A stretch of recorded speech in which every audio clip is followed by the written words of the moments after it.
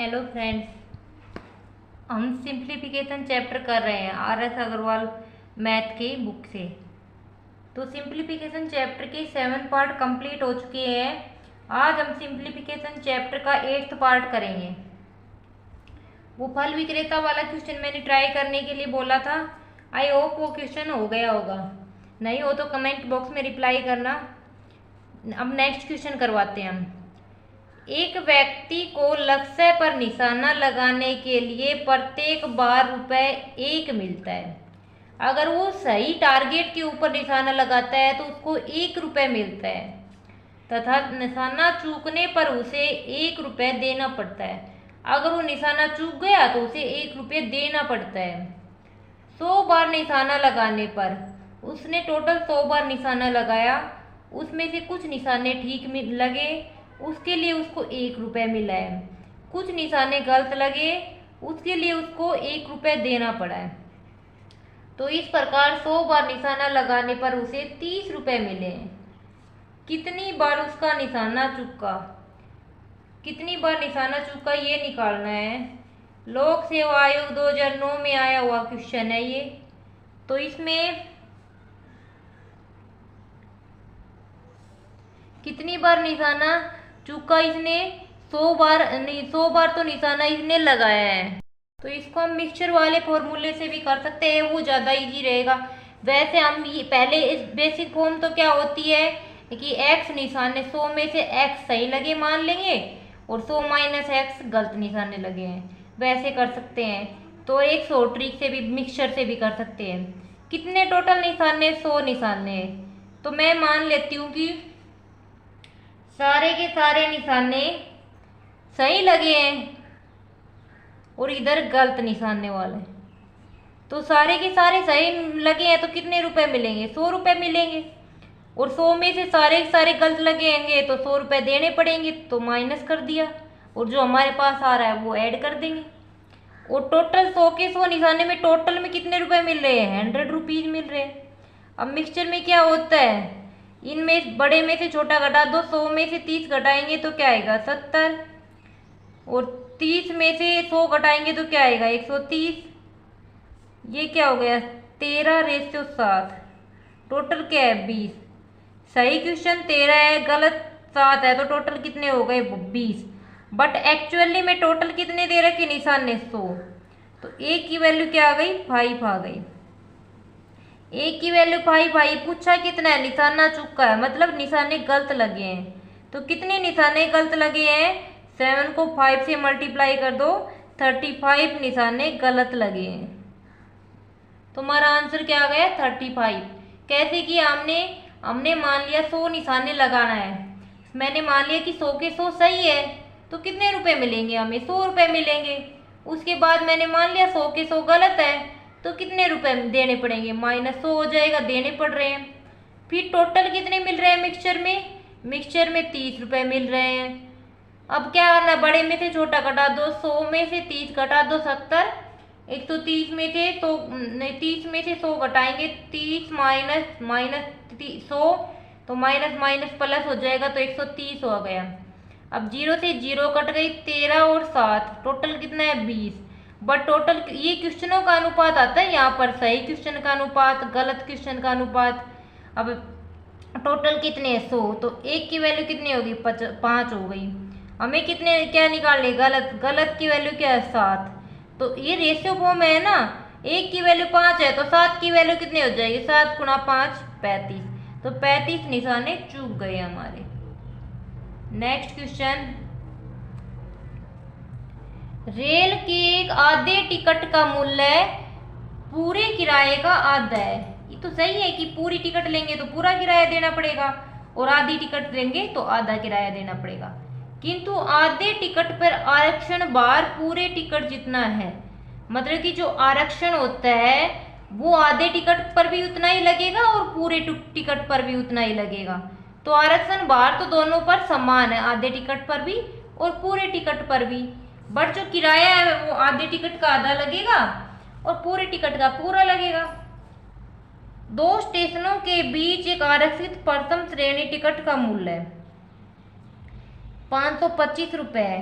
तथा एक पूरे आधे आरक्षित प्रथम श्रेणी टिकट का मूल्य 850 है। आरक्षण प्रभार कितना है ये निकालना हमें। आरक्षण प्रभार निकालना हमें कितना है। तो हम मान लेते हैं कि टिकट का किराया कितना है,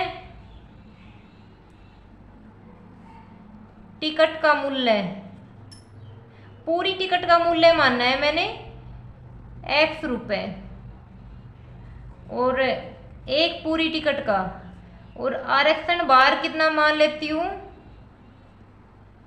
आरक्षण पर भार y रुपए मान लिया मैंने। अब स्टेटमेंट के अकॉर्डिंग चलना है। दो स्टेशनों के बीच एक आरक्षित प्रथम श्रेणी टिकट, दो स्टेशनों के बीच की निकालनी है। तो दो स्टेशनों के बीच मूल्य कितना हो गया x, क्योंकि टिकट तो एक है ना, एक टिकट का मूल्य क्या है x, और आरक्षण पर भार कितना है y। टोटल कितने रुपए देने पड़ेंगे उस टिकट का मूल्य और जो आरक्षण पर भार है, टोटल कितने हो गए x प्लस y, और कितने रुपए दे के आया है वो 525 रुपए दे के आया है।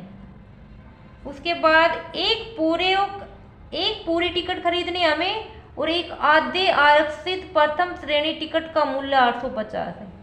अगर हम टिकट काउंटर पे जाते हैं, वहाँ पर एक पूरी टिकट खरीदते हैं, तो उसका मूल्य क्या हो जाए, कितने रुपए दे के आने पड़ेंगे, पूरी टिकट का मूल्य और उस पर जो आरक्षण पर भार है वो, तो कितने दे के आया 525। अब उसके बाद हमें 1.5 टिकट खरीदनी है। तो 1.5 टिकट का किराया क्या होगा, 1 टिकट का किराया x है, हाफ का क्या होगा, हाफ x होगा, क्योंकि पूरी टिकट का पूरा और आधी का आधा। तो किराया कितना हो गया 3/2x, और आरक्षण पर भार तो क्या है, एक टिकट लेंगे उस पे भी y है, और आधी टिकट लेंगे तो उस पे भी y है, तो क्या हो गया 2y, और कितने रुपए दे के आया 850 रुपए दे के आया। इस इक्वेशन को सोल्व करेंगे, 2 एलसीएम लेंगे, 3x प्लस में 4y बराबर, ये 2 इधर चला जाएगा, मल्टीप्लाई कर दो, 2 5 जा 10, 2 6 2 इधर गया तो 2 0, 2 5 जा 10, 1 2 8 जा 16 और 17 ये आ गया। अब ये रिएक्शन क्या है, x प्लस वाई प्लस बराबर 525, निकालना क्या है, y की वैल्यू निकालनी है, आरक्षण भार निकालना है।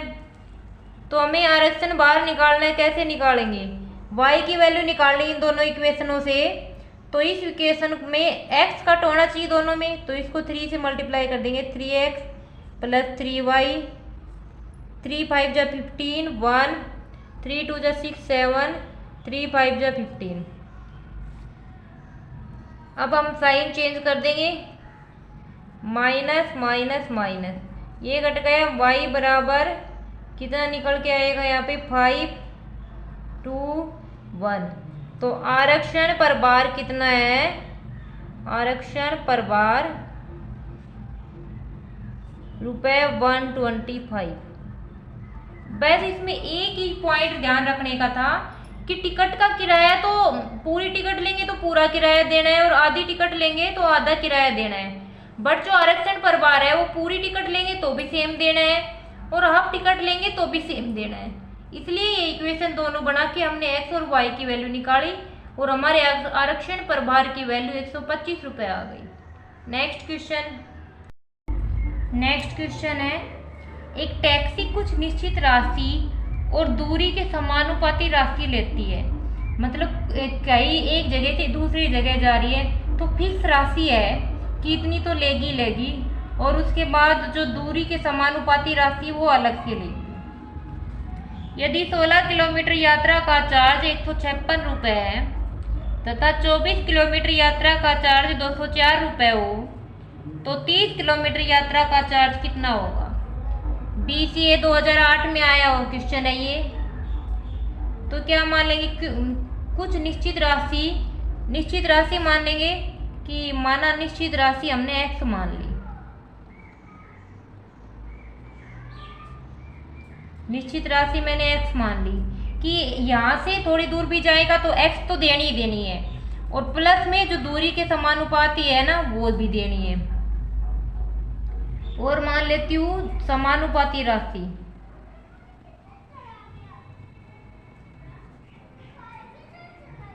वाई रुपए। अब 16 किलोमीटर की यात्रा करेगा तो क्या चार्ज देगा, ये एक्स रुपए तो देगा ही देगा। और दूरी के समानुपाती 1 किलोमीटर की कितनी है, वाई रुपए है, तो 16 किलोमीटर की 16 वाई। और टोटल कितना दिया है, 156 रुपीज। अब दूसरा क्या है कि 24 किलोमीटर एक्स प्लस एक्स तो देगा ही, और 24 दूरी के समानुपाती है, कितना दिया है, 204 रुपए। तो हमें किसकी निकालनी है, एक्स प्लस 30 वाई। 30 किलोमीटर की यात्रा करेंगे तो एक्स तो देगा और दूरी के समानुपाती 30 वाई, हमें इसकी वैल्यू निकालनी है। तो दो इक्वेशन है हमारे पास, x plus 16y is equal to 156 upon ये दूसरी है x plus 24y is equal to 204। इन दोनों इक्वेशनों को सोल्व करके हमें x और y की वैल्यू निकाल के यहाँ पुट कर देंगे तो 30 किलोमीटर यात्रा का चार्ज निकल जाएगा। तो इससे तो बस सिंपल वैल्यू ही निकालनी है, वो तो निकाल सकते हैं और यहाँ पर रखेंगे तो हमारा आंसर आ जाएगा। नेक्स्ट क्वेश्चन,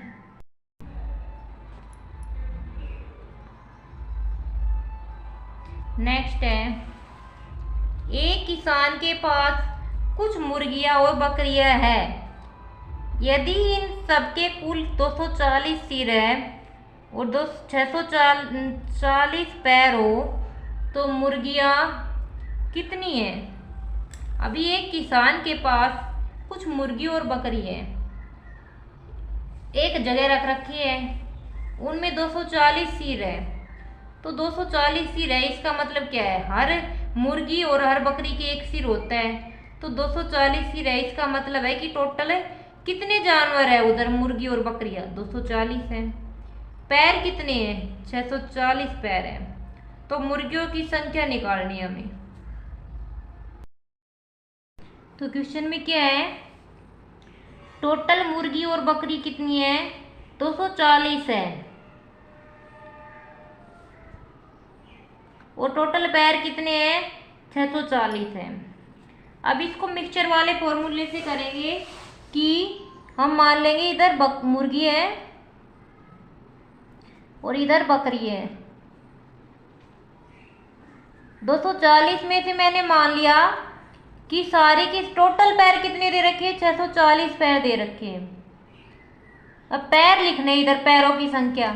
अब 240 है टोटल मुर्गी और बकरियां, मैंने मान लिया कि सारी मुर्गी है, मुर्गी के नीचे मुर्गी, तो 240 की 40 मैंने मुर्गी मान ली। तो पैर कितने हो जाएंगे, 240 को 2 से मल्टीप्लाई करेंगे 480। अब यहाँ पर मान लेंगे सारी की सारी बकरी है। अब 240 में सारी की सारी बकरी मान ली, तो मैं इसको 4 से क्योंकि एक बकरी की 4 पैर होते हैं, तो 4 से मल्टीप्लाई करेंगे 240 को, 960 पैर हो गए। और टोटल पैर कितने दोनों को मिला के इधर मिक्सचर के आ जाएंगे 640। अब बड़े वाले में से छोटा माइनस करेंगे, 640 में से 480 माइनस करेंगे तो क्या हो जाएगा 160, और 960 में से 640 माइनस करेंगे तो क्या आएगा 320। अब ये कट रहे हैं, ये रेशो निकला है मुर्गी और बकरी का, 16 2 जा 31, 16 1 जा 16। टोटल कितना हो गया, 2 मुर्गी है 1 बकरी है 3, पर टोटल है कितने 240। एक की वैल्यू कितनी आ जाएगी, यहाँ पर 3 की वैल्यू 240 है तो एक की वैल्यू 80 आ जाएगी। हमें निकालनी क्या है, मुर्गी। एक की वैल्यू 80 है तो 2 की वैल्यू क्या आ जाएगी, मुर्गियाँ निकालनी है। तो कुल मुर्गी कितनी है, तो 2 को हम 80 से मल्टीप्लाई कर देंगे तो 160 हमारा आंसर हो जाएगा। यहाँ पे मुर्गियाँ पूछी है तो मुर्गी निकाल लेंगे। अगर बकरी पूछा होता तो 1 की 80 से मल्टीप्लाई, तो बकरी कितनी हो जाती है 80। बस यहाँ पे यही ध्यान रखना है, टोटल मुर्गी और बकरी कितनी है 240। मुर्गी में मैं माना कि 240 की 40 मुर्गी है तो पैर कितने हो जाएंगे, एक मुर्गी के 2 पैर तो 480 पैर। फिर मैंने माना 240 की 40 सारी की सारी बकरी है तो पैर टोटल कितने हो जाएंगे, एक बकरी के 4 पैर होते हैं तो 240 को मैंने 4 से मल्टीप्लाई कर दिया। टोटल मुर्गी और बकरी यहाँ तो मिक्सचर होता है, तो दो टोटल मुर्गी और बकरी के कितने पैर है? 640 पैर है। अब बड़े में से छोटा माइनस किया तो 2:1 आ गया 3, पर टोटल कितनी है मुर्गी और बकरी? 240। एक की वैल्यू क्या आ गई? 80, और हमें निकालनी क्या? मुर्गी, तो 2 की वैल्यू क्या आ जाएगी? 160। Next question. एक परीक्षा में किसी परीक्षार्थी को प्रत्येक सही उत्तर के लिए 5 अंक मिलते हैं और प्रत्येक गलत उत्तर के 2 अंक काट लिए जाते हैं। एक परीक्षा में पेपर में अगर बच्चा सही उत्तर देता है तो 5 अंक मिलेंगे, और किसी पर्सन का गलत उत्तर दे दिया तो उसके 2 अंक काट लिए जाएंगे। यदि वह 140 प्रश्नों का उत्तर दे, टोटल पर्सन कितने? 140, तथा 350 अंक प्राप्त करे, और टोटल कितने अंक प्राप्त कर रहा है? दोनों को मिला के 350, तो उसने कितने प्रश्नों का सही उत्तर दिया? जीवन बीमा निगम 2006 में आया हुआ क्वेश्चन है ये। तो ये भी पीछे वाले सेम पीछे वाले क्वेश्चन की तरह करेंगे, क्योंकि टोटल क्वेश्चन है 140 और बात हो रही है सही की और गलत की, और टोटल मिक्सचर की भी बात हो रही है। तो इधर हम सही लिख लेंगे, इधर गलत लिख लेंगे। टोटल क्या कितने अंक प्राप्त हो रहे हैं? 350 अंक प्राप्त हो रहे हैं। ठीक है, टोटल 300 अंक प्राप्त हो रहे हैं। 140 प्रश्न है, मैंने मान लिया कि मैंने सारों के सारे प्रश्नों का सही उत्तर दिया है, तो कितने अंक प्राप्त होंगे? 140। एक क्वेश्चन के कितने अंक प्राप्त हो रहे? 5, तो 140 के कितने अंक प्राप्त हो गए? 700। अब दूसरा क्या है कि अगर मैं मान लूं कि सारे के सारे क्वेश्चन गलत आंसर दिए मैंने 140 के, तो कितने? एक क्वेश्चन का 2 अंक कट रहा है, तो 140 के कितने अंक कटेंगे? 280 अंक कट जाएंगे। अब मिक्सचर वाले में करो, बड़े में से छोटा माइनस करो, 700 में से 350 माइनस करेंगे 350 बच जाएगा। 350 में से 280 माइनस करेंगे तो माइनस माइनस प्लस, और क्या हो जाएगा? 630 रुपये हो जाएगा। अब ये रेशियो आ गया सही और गलत का, जो कट रहा है वो काट दो, 7 9 जा और 7 5 जा। टोटल करो कितना हो गया? 9 5 14, और टोटल पर्सन कितने दे? सही का रेशियो ये, गलत का रेशियो ये, और टोटल का कितना दे रखा है? 140। तो 1 की वैल्यू क्या आ गई? 40। उसने कितने प्रश्नों का सही उत्तर दिया? 1 की वैल्यू 10 है, तो 9 की वैल्यू निकालनी हमने सही प्रश्नों का उत्तर। सही उत्तर कितने प्रश्नों का दिया उसने? सही उत्तर। अब 9 की वैल्यू निकालनी है और 1 की वैल्यू 10 है, तो 10 से मल्टीप्लाई किया तो 90। एग्जाम में ये सब कुछ लिखने की जरूरत नहीं है, डायरेक्ट 700 ये लिखा और 950 रेशो आया, सीधा 90 आंसर निकाले। ये समझाने में इतना टाइम लग रहा है, इसको जब हम 2-3 बार करेंगे मिक्सचर वाले मेथड से, तो ये सिर्फ मात्र 1 मिनट से पहले इसका आंसर आ जाएगा। तो ये बिल्कुल सेम क्वेश्चन था पीछे वाले की तरह। Next question.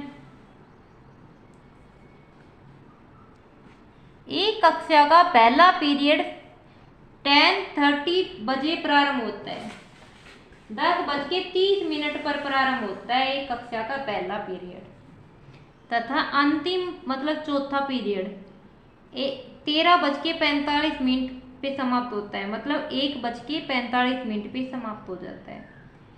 यदि प्रत्येक पीरियड की समय अवधि समान हो, एक क्लास स्कूल में 4 पीरियड लग रहे हैं, चारों की समय अवधि समान है, और 10:30 बजे शुरू हुआ था स्कूल और 1:45 पे खत्म हो गया। प्रत्येक पीरियड के अंत में 5 मिनट का विश्राम भी दिया जाता है, तो प्रत्येक पीरियड की समय अवधि कितनी है, मतलब एक पीरियड कितने टाइम का है ये निकालना है। तो बताओ विश्राम टाइम कितना है?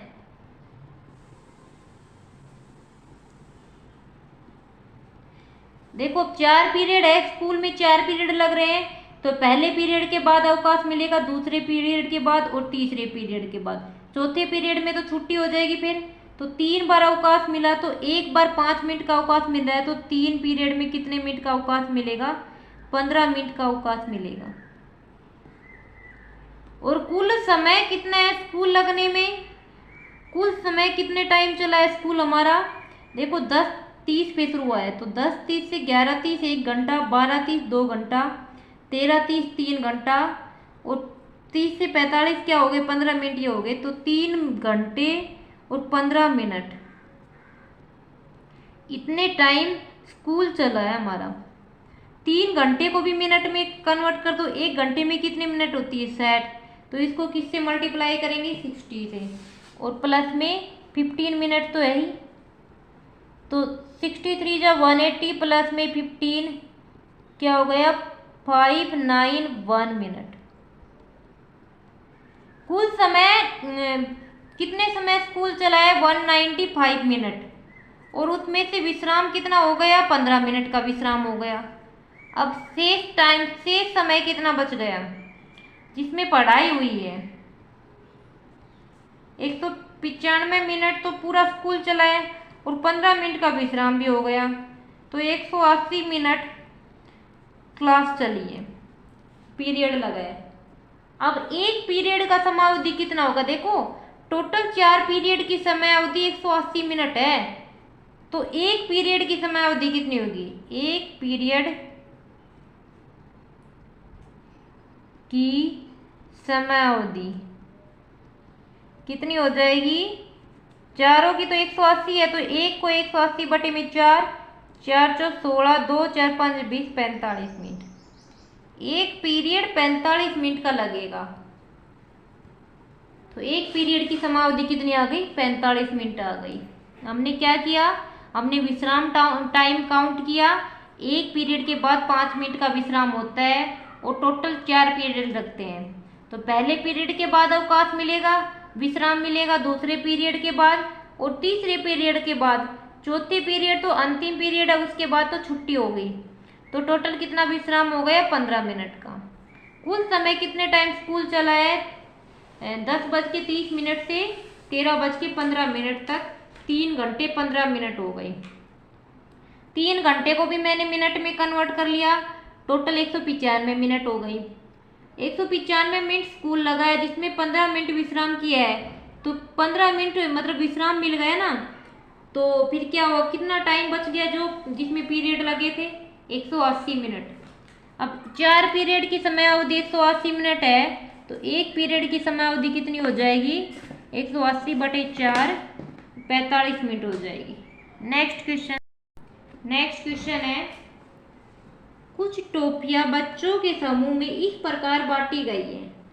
कुछ बच्चे हैं उनमें टोपी बांटी गई है कि प्रत्येक बच्चे को 7 टोपी मिले, जो 14 टोपी शेष बच जाती है।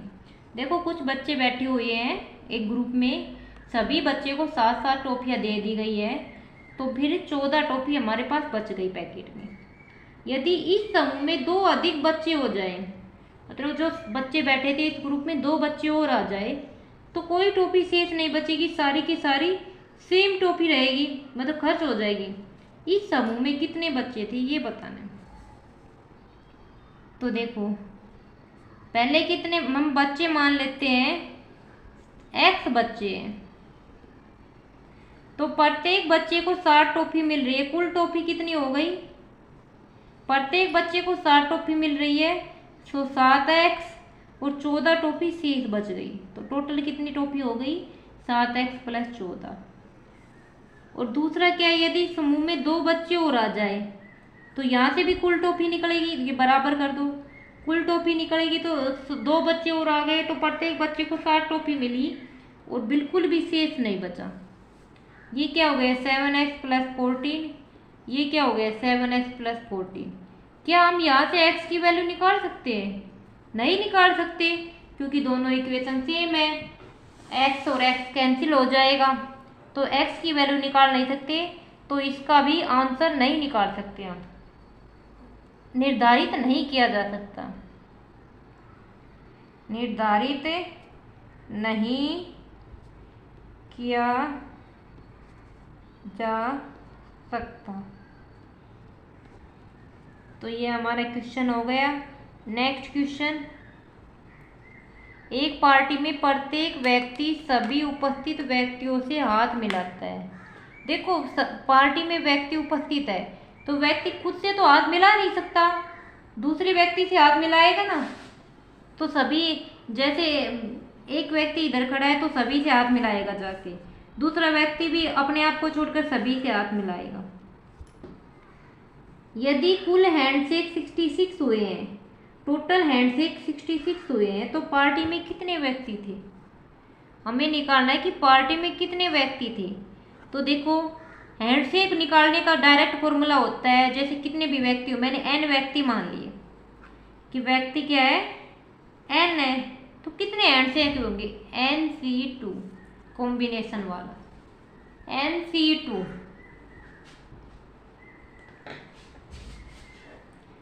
NC2 तो कॉम्बिनेशन होता है, इसमें तो सब निकाल लेंगे। तो एक व्यक्ति क्या हो गए, अपने आप से छोड़ के सभी से हाथ मिलाएगा, और इसकी वैल्यू क्या दे रखी है, 66 हैंडशेक। तो ये क्या होता है, n factorial 2 factorial n-2 factorial, ये 66। यहाँ से क्या करेंगे, n इसको बढ़ाएंगे n-1, उसके बाद n-2 आएगा, n-2 से 2 कट जाएगा, अपॉन में 2 बराबर 66। यहाँ से हमें n की वैल्यू निकालनी है, तो हमारी n की वैल्यू आ जाएगी 12। तो मतलब क्या है, 12 व्यक्ति ऐसे हैं जो, टोटल कितने व्यक्ति है, 12 व्यक्ति है, तो हैंडशेक करेंगे तो 66 टोटल हैंडशेक हो जाएगा। और अगर ऑप्शन से हम करना चाहे दूसरे पार्ट से, तो क्या होता है, जितने टोटल व्यक्ति है वो किससे हैंडशेक करेंगे, अपने एक कम से हैंडशेक करेगा ना। अगर 12 एक व्यक्ति है तो किससे कम में, एक व्यक्ति, 12 व्यक्ति खड़े हैं, तो एक व्यक्ति कितने लोगों से हैंडशेक कर सकता है, 11 से। तो ऐसे दूसरा भी 11 से, तीसरा भी 11 से, टोटल कितने, 12 × 11, ओपन में 2, तो बराबर क्या है, 66 आना चाहिए, 66। तो हमारा हैंडशेक क्या आ गया, 66। तो ये तो हम ऑप्शन से कर सकते हैं, 12 वाला ऑप्शन मान के। अगर हमें व्यक्ति दे रखे होते तो हम ऐसे कर सकते हैं, व्यक्ति कुल 1 कम बटे में 2। और यहाँ पर तो व्यक्तियों की संख्या नहीं दे रखी थी, तो हमें इस मेथड से कर लेना पड़ेगा, या फिर ऑप्शन में जाके भी कर सकते हैं कि 12 ऑप्शन में है, 12 × में 1 - 2, तो 66 हमारा आंसर आ रहा है टोटल हैंडशेक। तो हमारा ऑप्शन क्या हो जाएगा, 12 ऑप्शन करेक्ट ऑप्शन हो जाएगा। नेक्स्ट क्वेश्चन, कुछ व्यक्ति और समान संख्या में घोड़े कहीं जा रहे हैं। व्यक्ति और घोड़े सेम संख्या में जा रहे हैं। आधे व्यक्ति घोड़ों की पीठ पर बैठे हैं, शेष व्यक्ति घोड़ों के साथ पैदल चल रहे हैं। यदि जमीन पर कुल पैरों की संख्या 70 हो तो घोड़े कितने हैं। क्वेश्चन में दिया है कि घोड़े और व्यक्ति दोनों समान संख्या में कहीं जा रहे हैं। आधे व्यक्ति घोड़ों की पीठ पर बैठ गए और शेष व्यक्ति घोड़ों के साथ पैदल चल रहे हैं। तो हमने मान लिया कि व्यक्ति और घोड़े कितने हैं, व्यक्ति भी x है और घोड़ा भी x है, क्योंकि दोनों समान है। अब घोड़े तो सारे के सारे चल रहे हैं पैदल, तो कितने पैर हो गए, एक घोड़े के 4 पैर होते हैं, तो 4x। और आधे व्यक्ति घोड़े की पीठ पर बैठे हैं, तो x/2 व्यक्तियों की तो पैर जमीन पे है ही नहीं, और बच कितने गए, x/2 व्यक्ति पैदल चल रहे हैं, और एक व्यक्ति के पैर कितना होता है, 2, और टोटल पैर कितने जमीन पर, 70। तो 4x + 2 से 2 कट गया, x बराबर 70। तो 5x की वैल्यू क्या आ गई, 70। x की वैल्यू क्या आ जाएगी, 5 × 5 और 5 × 4 = 20। तो x की वैल्यू कितनी आ गई, 14। तो घोड़े कितने हैं, घोड़े भी x है, घोड़े कितने हैं, 14। अगर व्यक्ति पूछा होता तो भी 14 आंसर आ जाता, घोड़े पूछा है तो भी 14 आंसर आ जाता। तो हमारा मेन ये वाला है, ये वाली कॉन्सेप्ट अगर समझ में आ गया तो पूरा क्वेश्चन क्लियर हो जाएगा। हमने व्यक्ति और घोड़े दोनों x माने। टोटल जमीन पर पैर कितने हैं, 70।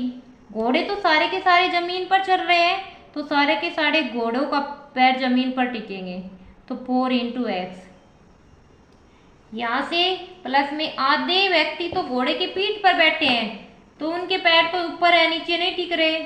आधे व्यक्ति बच गए, वो जमीन पर चल रहे हैं। तो उन एक व्यक्ति के कितने पैर होते हैं 2, और आधे कितने बच गए, x व्यक्ति है, इनका आधा कितना हो गया x/2। तो यहाँ से क्या आएगा, x की वैल्यू 14 आ गई, घोड़ों की संख्या कितनी होगी 14 हो गई। नेक्स्ट क्वेश्चन,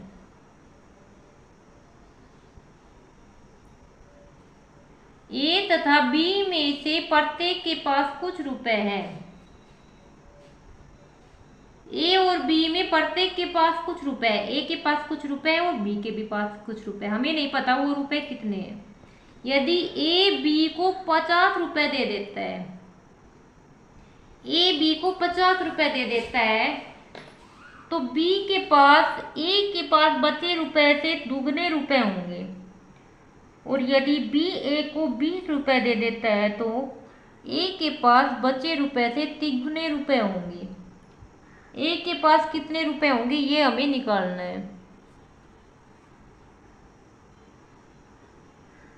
तो ए के पास, ए और बी में से प्रत्येक के पास कुछ रुपए हैं। यदि ए बी को 50 रुपए देता है, ए के पास मैंने मान लिया कि x रुपए है और बी के पास मैंने मान लिया y रुपए है।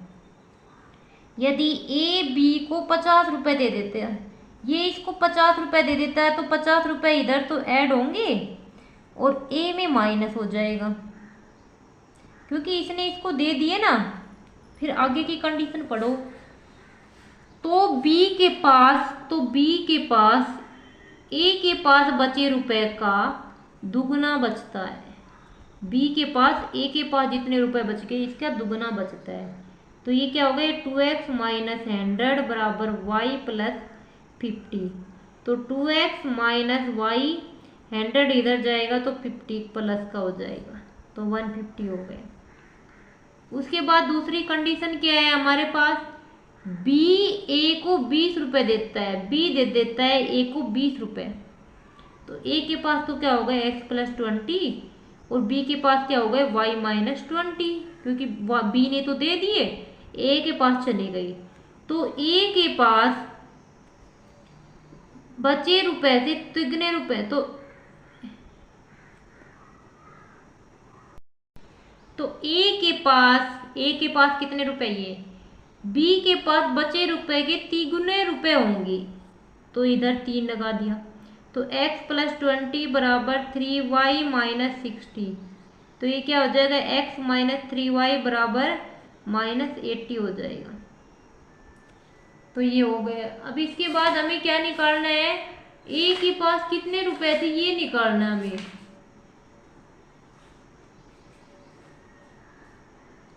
तो हमारे पास दो इक्वेशन है, एक इक्वेशन तो ये है x माइनस वाई बराबर 150, दूसरी इक्वेशन है x माइनस 3y बराबर माइनस 80। इन दोनों इक्वेशन से हमें किसकी वैल्यू निकालनी, a, और a के पास कितने रुपए, x रुपए। इन दोनों से हमें x की वैल्यू निकालनी है। तो x इधर y सेम होना चाहिए, इसको 3 से मल्टीप्लाई करो, 3y माइनस 3 से करेंगे तो ये कितना है, x माइनस 3y माइनस 80। अब माइनस साइन चेंज करो, प्लस प्लस, ये क्या आ गया 5x प्लस में ये तो कट जाएगा बराबर 035। x की वैल्यू कितनी आ गई 1, 5 × 5 0 6।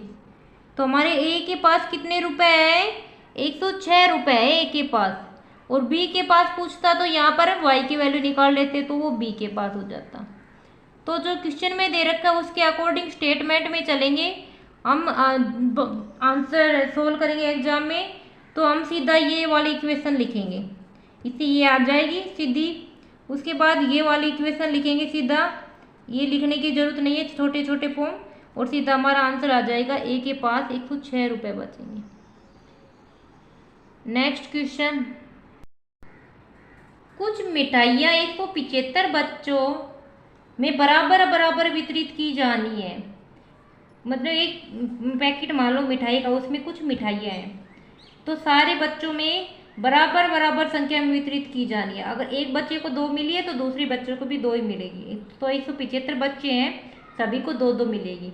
तो हमें नहीं पता कि कितनी मिठाइयाँ टोटल कितने कितने मिल रही है कितने बच्चों को, परंतु 35 बच्चों की अनुपस्थिति रहने के कारण, परंतु जिस दिन टॉफी वितरित होनी थी, मिठाई बंटनी थी, उस दिन 35 बच्चे स्कूल नहीं आए। तो अनुपस्थित रहने के कारण प्रत्येक बच्चे को 4 मिठाई अधिक मिली। तो 4 मिठाई अधिक मिल गई।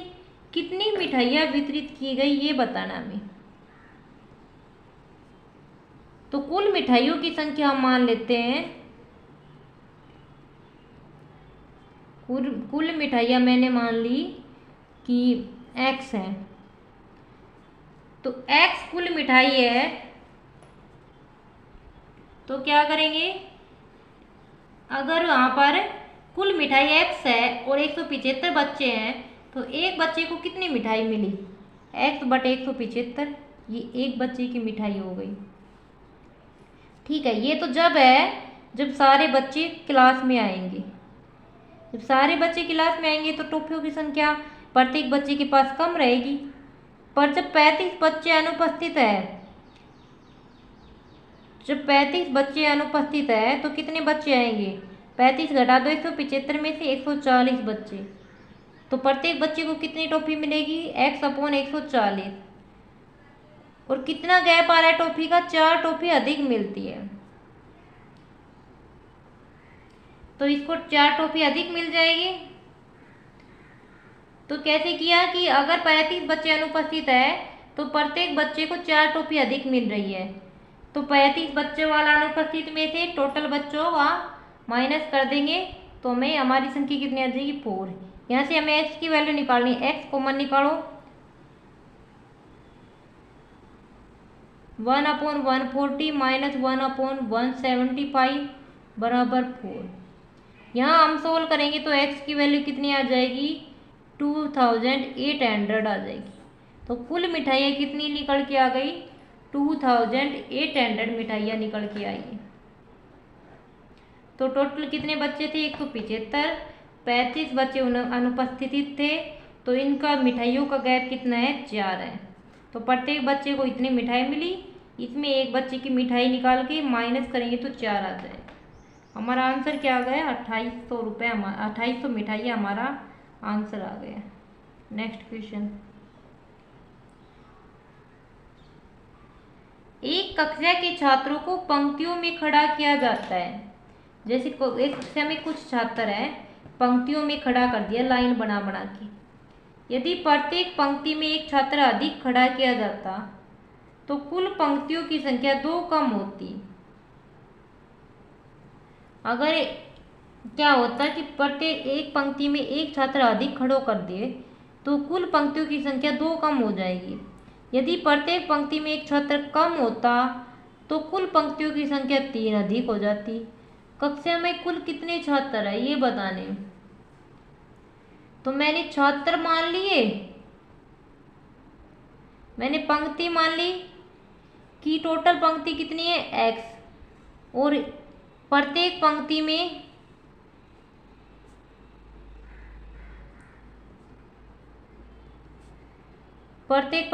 y छात्र है।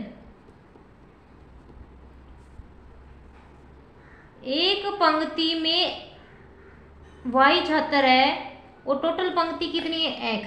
यदि प्रत्येक पंक्ति में एक छात्र अधिक खड़ा किया जाए,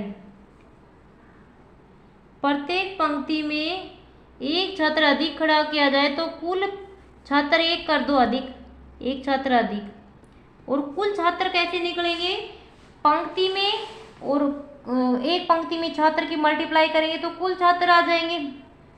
प्रत्येक पंक्ति में एक छात्र अधिक खड़ा कर दिया जाए तो कुल पंक्तियों की संख्या 2 कम हो जाती है। तो बराबर क्या होगा, कुल छात्र कितने हैं, एक्स वाई है ना दोनों छात्र, क्योंकि एक्स पंक्ति है और एक पंक्ति में वाई छात्र है। फिर हम दूसरा करेंगे, यहाँ से ये सोल्व करेंगे तो x माइनस 2y बराबर 2 आ जाएगा।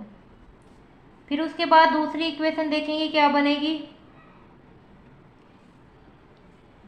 यदि प्रत्येक पंक्ति में एक छात्र कम हो, प्रत्येक पंक्ति में एक छात्र कम करो तो कुल पंक्तियों की संख्या 3 अधिक हो जाती है और टोटल छात्र कितने एक्स वाई। तो इसको सोल्व करेंगे तो -x + 3y = 3। अब इन दोनों इक्वेशनों से हमें कुल छात्र निकालने, तो कुल छात्र कितने एक्स वाई।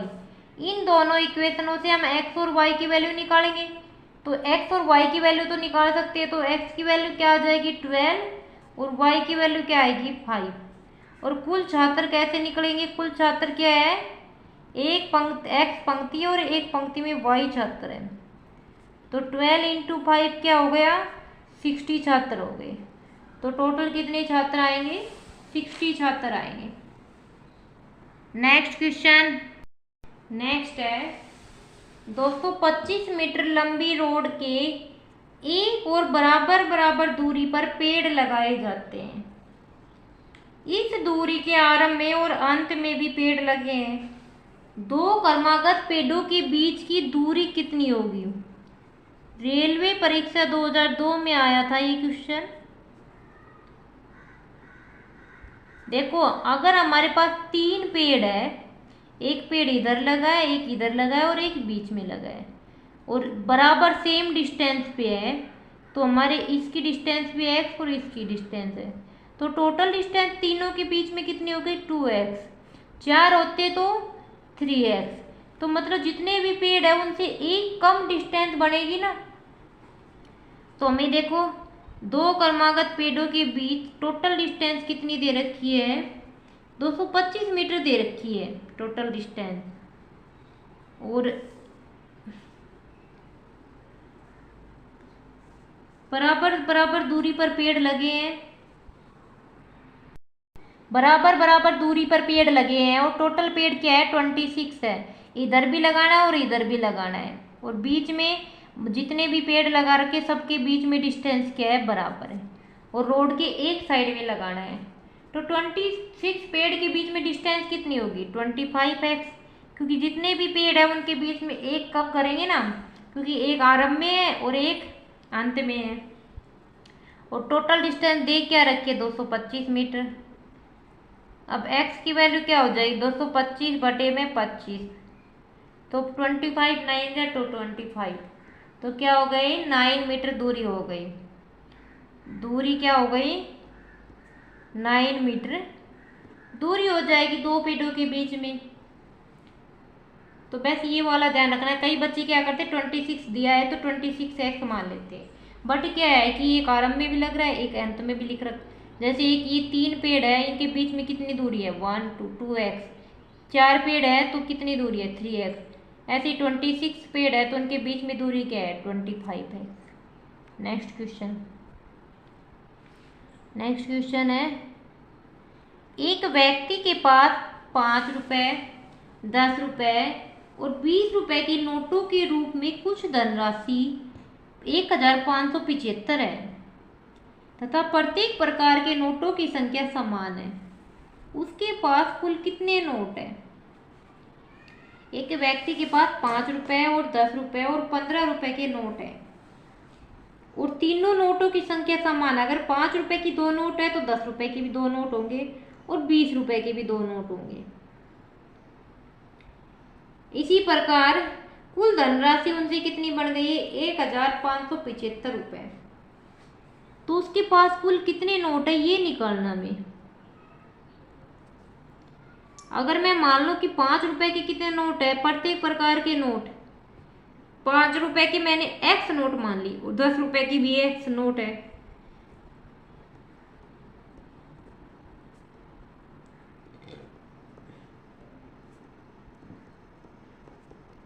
x नोट मान लिए, 5 रुपए के भी x नोट है, 10 रुपए के भी x नोट है और 20 रुपए के भी x नोट है।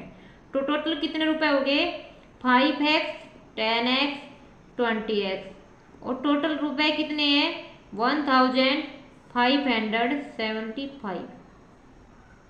अब ये 35x बराबर 1575।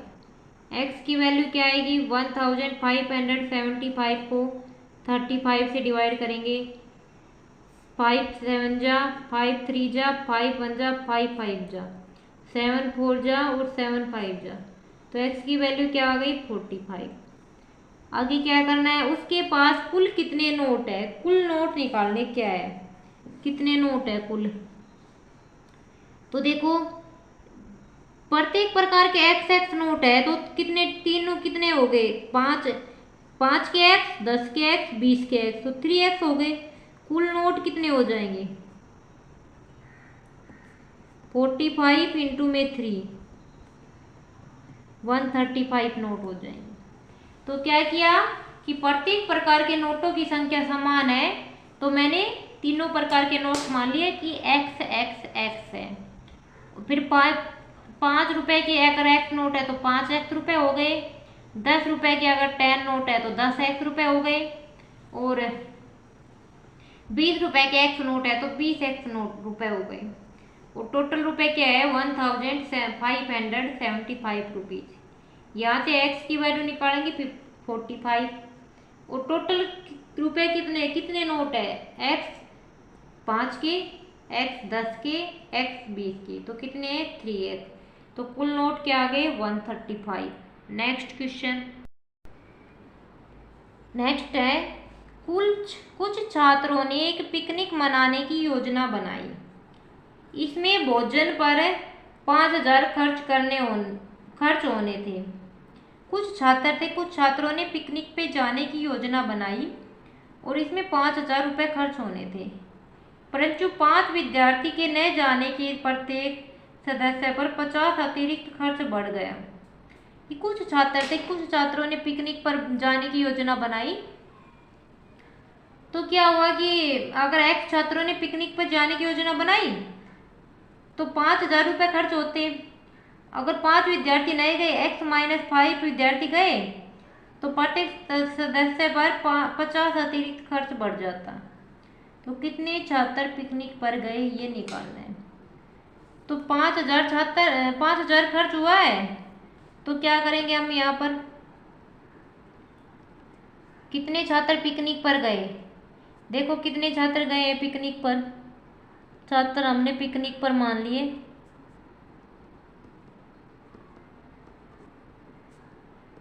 x छात्र पिकनिक पर गए हैं, तो पहले क्या है देखो 5000, और x छात्र पिकनिक पर गए हैं, तो एक छात्र का खर्चा क्या हो जाएगा 5000 को x से डिवाइड कर देंगे, और फिर क्या करेंगे 5000 टोटल छात्र कितने हैं 5 तो अनुपस्थित, 5 तो गए नहीं है, तो और x गए हैं, तो टोटल कितने हो गए x + 5, और इन दोनों का खर्च का अंतर कितना आ रहा है 50। यहाँ से हम x की वैल्यू निकालेंगे तो हमारी कितनी आ जाएगी यहाँ पर 20। सोल्व करने की 5000 बाहर ले लेंगे और इसको सोल्व करना है, तो x की वैल्यू क्या आ गई 20। तो कितने छात्र पिकनिक पर गए 20 हमारा आंसर हो जाएगा। नेक्स्ट क्वेश्चन, एक 80 मीटर ऊंचे गोल खंबे पर एक बंदर 1 मिनट में 5 मीटर चढ़ता है, परंतु दूसरे मिनट में 2 मीटर नीचे फिसल जाता है। खंबे के ऊपरी सिरे पर पहुंचने में उसे कितना समय लगेगा। क्वेश्चन में दे रखा है कि हमारे पास एक खंबा है और इस खंबे की ऊंचाई कितनी है 80 मीटर है। एक बंदर 1 मिनट में तो 5 मीटर ऊपर चढ़ता है और दूसरे मिनट वो 2 मीटर नीचे फिसल जाता है। मतलब पहले मिनट में वो छलांग लगाता है और 5 मीटर ऊपर की ओर छलांग लगा जाता है, खंबे पे चढ़ जाता है, और अगले ही दूसरे मिनट वो 2 मीटर नीचे फिसल जाता है। तो 1 मिनट में उसने 5 मीटर की छलांग लगाई और दूसरी मिनट में 2 मीटर नीचे फिसल गया, तो टोटल 2 मिनट में कितनी डिस्टेंस कवर करने पाया वो 2 मिनट में 3 मीटर की डिस्टेंस कवर करने पाया, क्योंकि 1 मिनट में 5 मीटर की जंप लगाता है और दूसरे मिनट 2 मीटर नीचे फिसल जाता है। तो 2 मीटर नीचे आ गए, तो इधर कितना बच गया 3 मीटर। 2 मिनट में 3 मीटर, उसको चढ़ना कहाँ है 80 मीटर का चढ़ना है। तो इसको 80 के लगभग बनाने के लिए क्या करेंगे, 25 से मल्टीप्लाई करो, क्योंकि 26 से करेंगे तो 78 हो जाएगा। नहीं, फिर तो अगला वाला मीटर छलांग नहीं होगी, तो इसको 25 से ही करेंगे हम। 25 से मल्टीप्लाई करेंगे और इसको भी 25 से मल्टीप्लाई कर देंगे। तो ये तो क्या हो गया 50 मिनट, और ये क्या हो गया 75 मीटर। वो 50 मिनट में 75 मीटर पे पहुंच गया। अभी वो 75 मीटर पे पहुंच गया और हम उसको डिस्टेंस कितनी कवर करनी है 80 मीटर, तो 5 मीटर और चढ़ना है। तो 75 से अगली वो छलांग लगाएगा तो वो तो ऊपर पहुंच गया, अब थोड़ी ना नीचे गिरेगा, वो अपनी डिस्टेंस पर पहुंच, जहाँ डेस्टिनेशन पहुंचना था वहां पहुंच गया। तो अगली वो जैसे वो एक छलांग और लगाएगा 50 + 1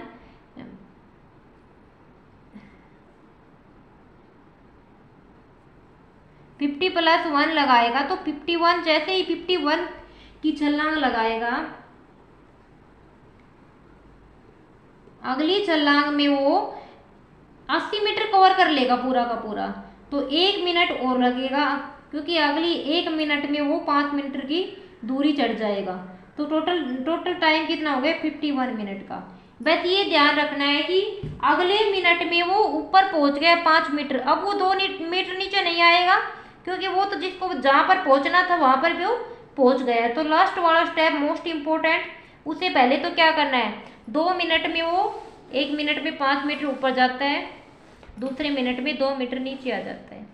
तो 2 मिनट में वो कितनी डिस्टेंस कवर कर रहा है 3 मीटर। तो हमें टोटल कितनी कवर करनी है 80 मीटर। तो 80 के लगभग बनाने के लिए मैंने इसको 25 से मल्टीप्लाई किया है, इसको भी। अब ये 75 मीटर यहाँ पहुँच गया बंदर। अब अगले 1 मिनट में ये जंप मारेगा तो अपनी डिस्टेंस जहाँ पहुँचना था वहाँ पर पहुँच गया, अब नीचे नहीं आएगा, तो 1 मिनट और ऐड कर देंगे। तो टोटल कितना टाइम मिला बंदर को 51 मिनट लगे। नेक्स्ट क्वेश्चन है, किसी विद्यालय के सभी छात्रों को 54 छात्रों की एक एक पंक्ति में खड़े किए जाने पर 30 पंक्ति बनती है। एक पंक्ति में 54 छात्र हैं, टोटल 30 पंक्तियां बन रही है। ऐसे ही यदि उन्हें 45 छात्रों की एक एक पंक्ति में खड़ा किया जाए तो कितनी पंक्तियां बनेगी। बैंक पीओ 2010 का क्वेश्चन है ये। एक पंक्ति में 54 छात्र खड़े और ऐसे ही 30 पंक्तियां है, तो कुल छात्र कितने हो गए 54 × 30। यदि कुल छात्र इतने हो गए, यदि 45 छात्रों की एक पंक्ति में खड़ा किया जाए, एक पंक्ति में कितने छात्र आ रहे हैं 45, तो कितनी पंक्तियां बनेगी, कुल छात्र को 45 से डिवाइड कर देंगे तो कुल पंक्तियां आ जाएंगी। 15 2 जा 15 3 जा 3 1 जा 3 8 जा, तो 36। तो पंक्तियों की संख्या कितनी आ गई 36। पंक्तियों की संख्या 36 आ गई। कैसे किया, देखो ये पंक्ति है, कुछ रो बनाई गई है, ठीक है, ऐसी ही 30 पंक्तियां बनी हुई है और एक पंक्ति में 54 छात्र हैं, तो टोटल कितने छात्र हो गए, एक पंक्ति में 54 है तो 30 में 54 × 30, टोटल छात्र इतने हो गए। अब आगे वाले स्टेप में कह रहा है कि एक पंक्ति में 45 बालक खड़े हो रहे हैं, तो टोटल पंक्तियाँ कितनी है, टोटल छात्र को एक पंक्ति के छात्र से डिवाइड कर देंगे तो टोटल पंक्तियाँ 36 हो गई। तो ये हमारा सिंप्लीफिकेशन वाला चैप्टर कंप्लीट हो गया है। नेक्स्ट वीडियो में हम नेक्स्ट चैप्टर स्टार्ट करेंगे। आज के लिए इतना ही रखेंगे। अगर वीडियो अच्छा लगे तो लाइक और सब्सक्राइब जरूर करना। नेक्स्ट चैप्टर हम नेक्स्ट वीडियो में स्टार्ट करेंगे। धन्यवाद।